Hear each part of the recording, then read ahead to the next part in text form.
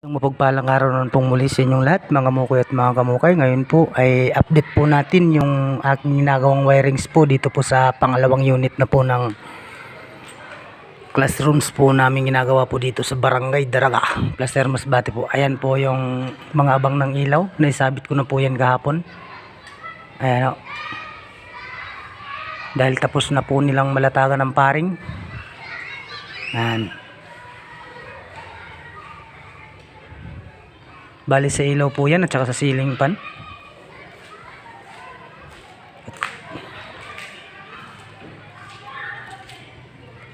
At ngayong araw po ay kinakabit ko na rin po yung para sa ating hallway.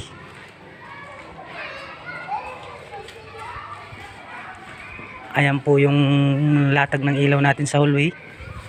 Ayan o, dito ko na po binuo sa baba para pagdating sa taas sabit na lang ho tayo ng sabit at nang hindi na po tayo mahihirapan ng katitingala. Ito po yung ating pinakang entrance, yung travelers po, malalaki.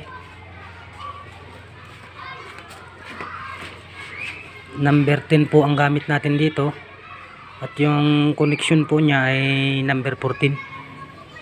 Ayan o, silipin po natin yung kabilang kwarto.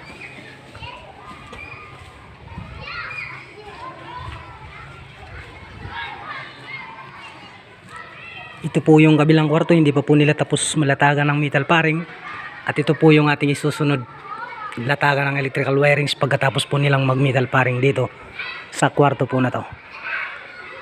At ayan po yung ating mga mandirigma dahil break time po ay natutulog. Punta rin po tayo dito sa kabila.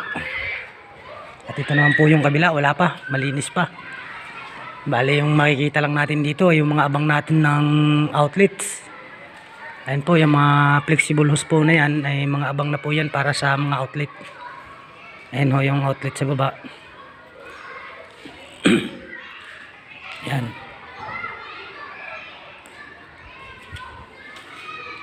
Ayan. So yun.